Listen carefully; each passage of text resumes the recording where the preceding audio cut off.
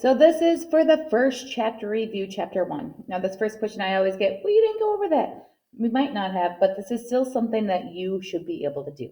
So it's saying, consider if you look at this right here from the top. This is the side view. If you were to look at the top, how will you see what shape it is? Well, one thing when I'm looking at this, first thing I notice is that this right here is a rectangle because there's not a line here. So looking at these two have the rectangles in this corner. So I know it's not going to be A or C. If I look to see what's the difference between these two, well, one difference is that there's another rectangle right here. There is no rectangle in that spot. The other difference is that there is a square in the back. If I look, there is no line going this way, so there is no square in the back. So this one would be B as in boy. Problem 2. If I find the measure of angle JKF, so JKF, I'm looking for this angle. Well, one thing I can do is look to see if I have any vertical angles. So vertical angles, if I were to extend this line and this line for JKF, that means that this angle right here is the same as this angle right here because those two are vertical. Vertical angles are always congruent. So if I add these two together, these two angles right here, that would give me 90 plus 48, which would give me 138. So I know that angle JKF is 138. Problem 3, make sure that you read questions carefully. I'm not going to read this whole thing. I'm going to read this last sentence. What are the coordinates for the new cell phone tower? So now I'm going to have to go back and read this one right before that. The cell phone company has decided to locate a new tower directly in the middle. So this is a keyword, middle of Bayfield and Eastham. Okay, so it's asking for the new coordinates. So here's Bayfield. If I look at this coordinate right here, that's 3, 9. So I'm going to write that down, 3, 9, and Eastham. So this is 10, 1. So if it's in the middle, that means I need to know the midpoint. The midpoint of the two segments would be the average of the two. So if I'm looking at my axes, it would be 10 plus 3 divide by 2. And if I look at my average of my y's, it would be 9 plus 1 divide by 2. This would give me 10 divided by 2, which is 5. So I know for sure it's not going to be these two. And here, this would give me 13 divided by 2, which would give me 6.5, which would be B. B as in boy.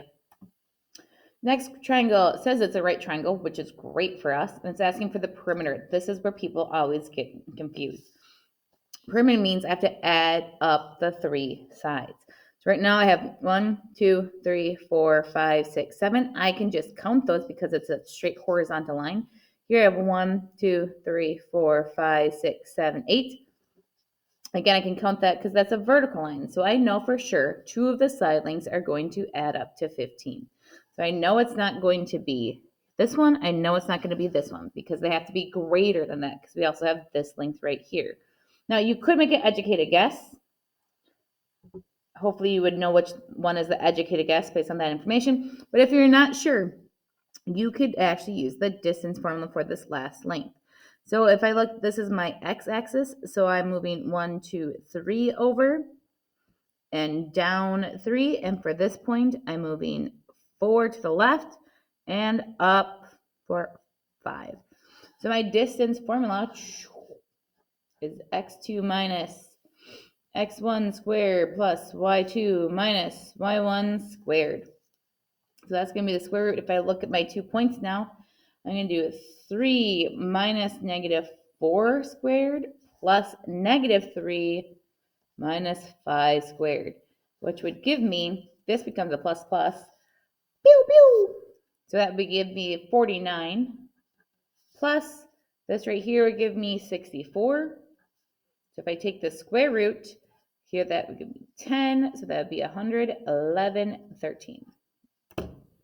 And that is roughly 10.6. This is a very common mistake that people find this answer and then write down this for their final if this were the question. That's not the answer. It says that perimeter. That means we have to do 15 plus 10.6, which would be 25.6. Next one, Mr. Bailey can sprint 15 feet per second. That's a lot. How fast can you sprint in miles per hour? This is a key information. So if I have 16 feet per 1 second, I need to change this. I'm going to multiply this by something so I have miles on top and hours on the bottom. So first I'm going to take care of my seconds. I know that I need to have seconds on top so that these units will cancel. Just like a fraction, units over units will cancel to be mute, I guess you could say. So first I can think of how many seconds are in a minute. And now these two would cancel, and then I would also have to multiply that by how many minutes are in an hour. Now these two would cancel, and so I'll have that per hour part, but now I have to figure out how many feet. So the feet are on top, so I want to make sure the feet will match up on bottom or in a mile. Well, it's telling me right here that 1 mile is equal to 5,280. So now what I am left with are my units would be miles over hours, but I have to fill in this information. There are 60 seconds in 1 minute. There are 60 minutes in 1 hour. So if I were to multiply these across, what I actually have here then is 16 times 60 times 60 times 1. Those are all the numbers on top being multiplied. And then 1 times 1 times 1 times 5,280. Now, when you are typing this in your calculator, you have to be very careful. You do not want to have 16 times 60 times 60 times 1 divided by 5,280. Oops, sorry. 1 times 1 times 1 times 5,280. That's a very large number. That's not it. You have to make sure that you have your top portion being multiplied with parentheses divided by your bottom portion being multiplied. However, I know that 1 times anything is going to be itself, so I'm just going to go like that. So this then gives me 10.9, and again, we already had the units miles per hour. So it'd be C as in cat. Last one, Tommy drew a diagram of his backyard to help figure out how many square feet of sod to buy for the backyard. It contains a 30 by 40 feet swimming pool. So this is my 30 by 50 feet swimming pool, and a circular hot tub with a diameter of 10. It says to the nearest tenth of a foot. So right here, we have to keep our in feet. What is the area of Tommy's backyard excluding the pool and the hot tub? So if you're excluding, that means you're cutting it out. So first, I have to find the area of the whole shebang. Well, finding the area of the whole shebang will be 75 times 125, because that's the whole rectangle.